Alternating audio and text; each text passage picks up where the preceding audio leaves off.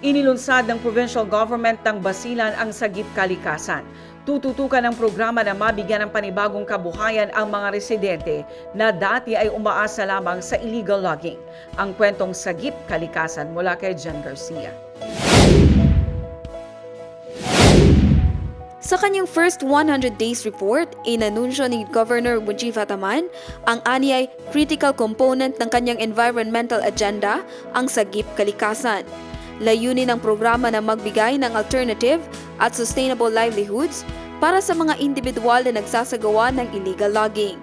Ayon sa gobernador, sa ilalim ng Sagip Kalikasan program, nakatakda na aniya ang hakbang para maghanap ng alternative livelihood para maibsan ang mababawasang kabuhayan ng mga dating umaasa sa illegal logging.